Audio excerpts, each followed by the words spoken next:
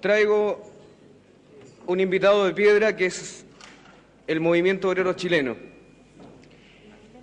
Y digo esto porque hasta el día de hoy lo único que se sabe o que se conoce de la lucha de clases en Chile es la basura que ha esparcido la Unidad Popular, es decir, la coalición de gobierno PC, PS y otros partidos socialdemócratas, en donde el mensaje que han entregado de la lucha de clases en Chile ha sido el siguiente: en Chile existían obreros muy cultos, muy legalistas, que cada 4 o 6 años iban al Congreso o a las elecciones presidenciales a elegir un nuevo gobierno y chao. Eso es todo lo que ellos...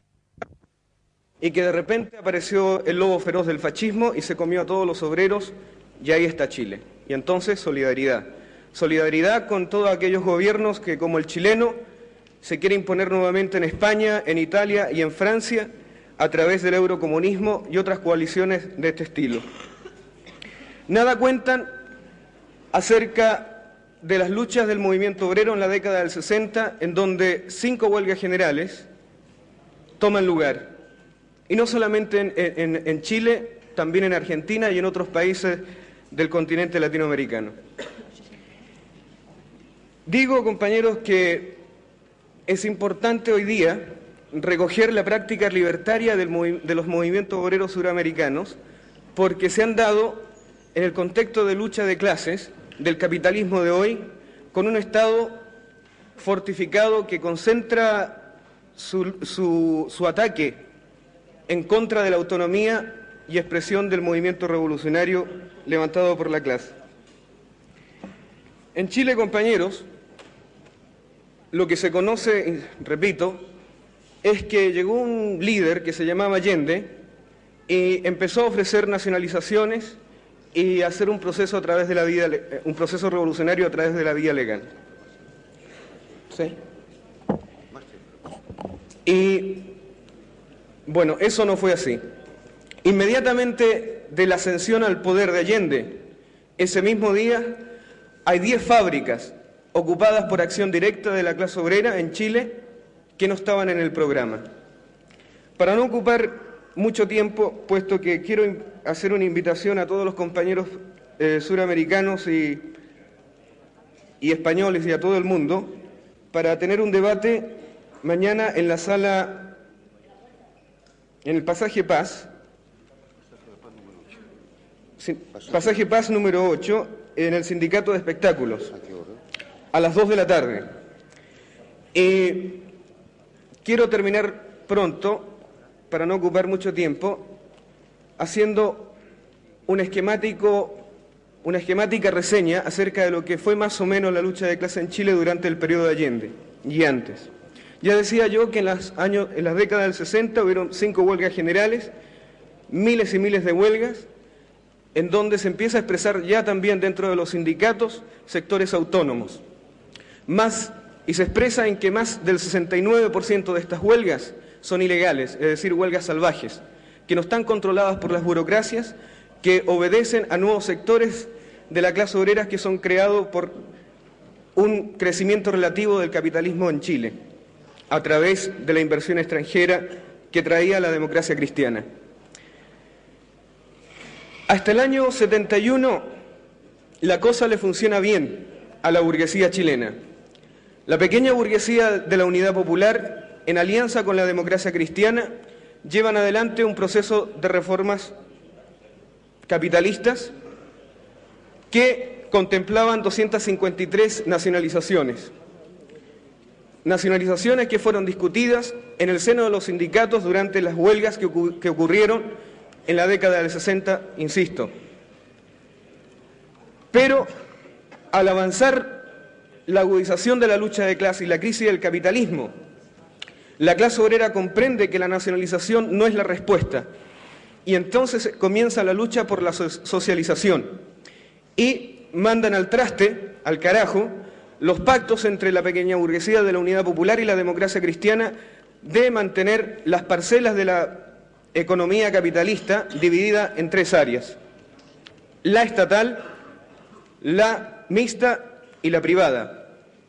La clase obrera, ya al año del 71 en Chile, tiene más de 300 industrias por ocupación directa controladas en sus manos.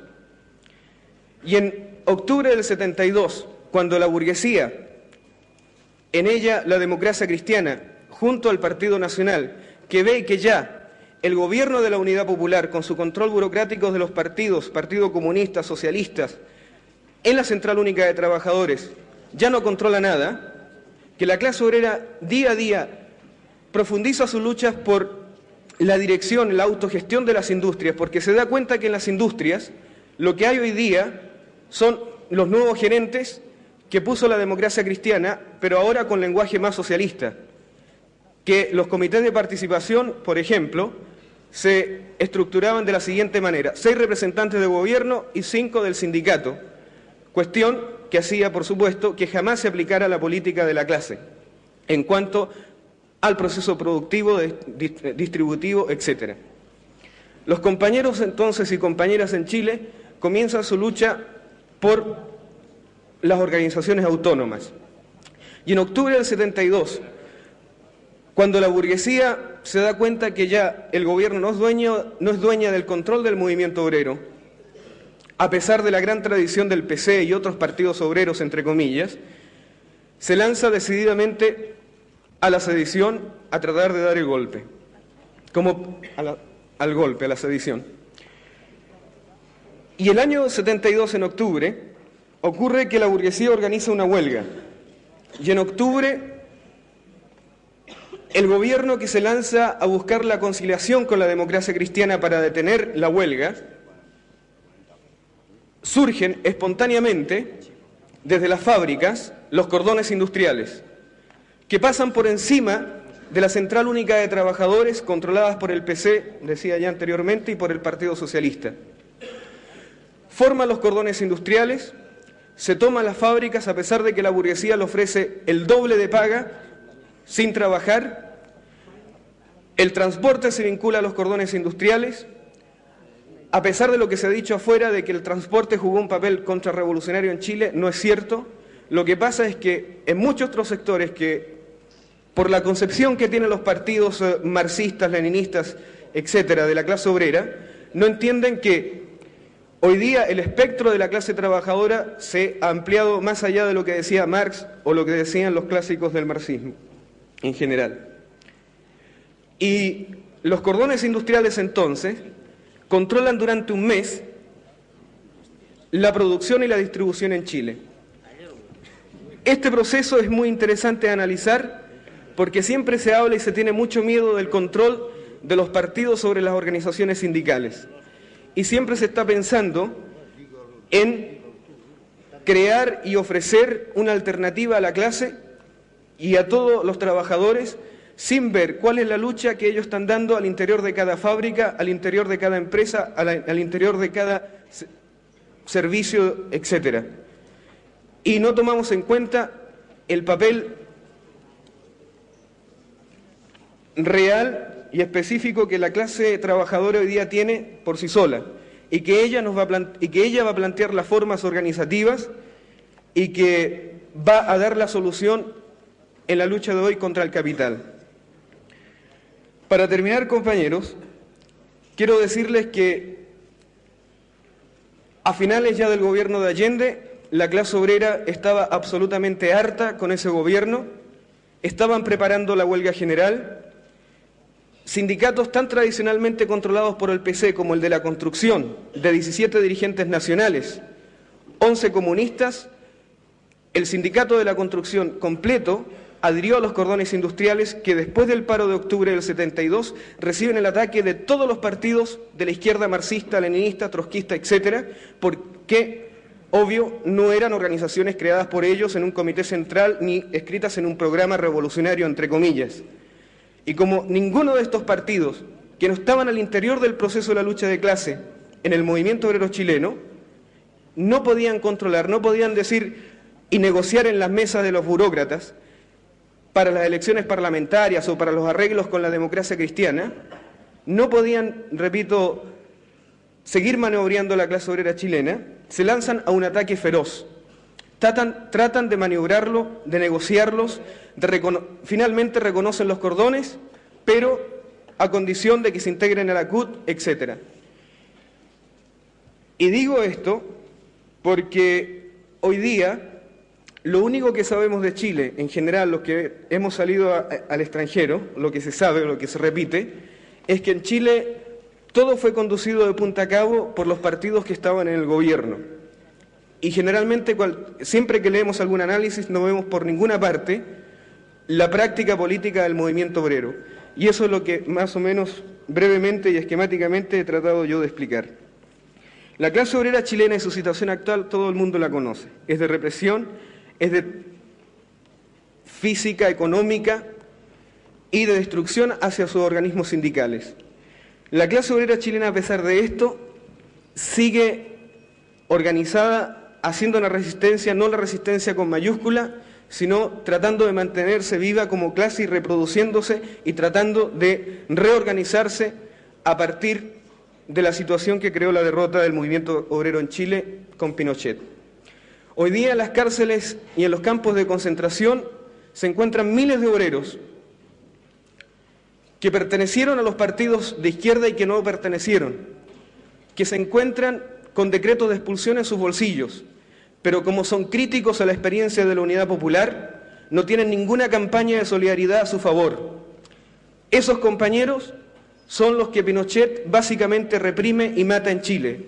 Los burócratas de la Unidad Popular están en el exilio, han conseguido visa a través de los gobiernos socialdemócratas, pero no ha habido en ningún lado una campaña real, una campaña de clase del movimiento obrero que se pudiera haber organizado en función de ejercer la real solidaridad con aquellos que estuvieron en la lucha de los cordones industriales.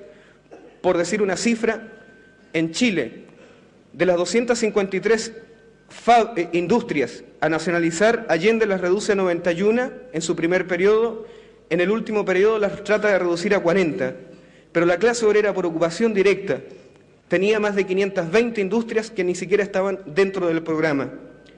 Eso explica más o menos la lucha que se da contra la burocracia de la Unidad Popular, la lucha por la autonomía, la lucha por tendencias libertarias que Chile, con un movimiento obrero sin tradición anarquista, coloca con una práctica real y concreta en la lucha de clases diaria que se dio allá,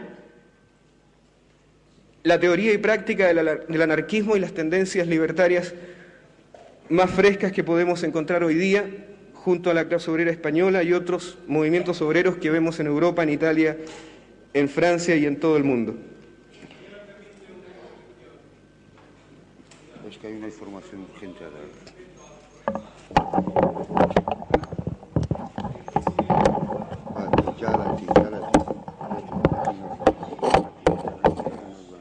Más o menos espero haber explicado el problema de hoy día en Chile, la represión y la solidaridad y el giro que hay que darle a esta solidaridad, una solidaridad de clase.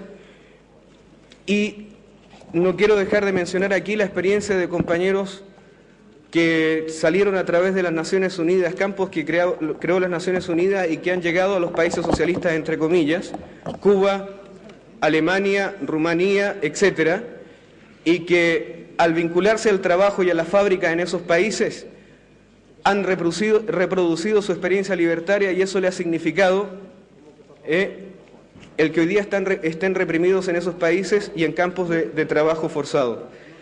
Y bueno, quiero terminar entonces diciendo, compañeros, que los problemas que tiene el movimiento obrero latinoamericano hoy día tienen y descansan fundamentalmente sobre la actividad revolucionaria que hoy día se está realizando en España, la clase obrera española, en Italia y en Francia, y que depende fundamentalmente del vuelco de nuestro trabajo, en la lucha de clases, para que en Latinoamérica se vuelva a abrir la posibilidad de la revolución. Eso.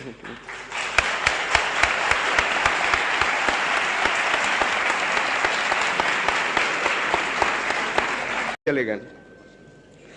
¿Sí? Y bueno, eso no fue así.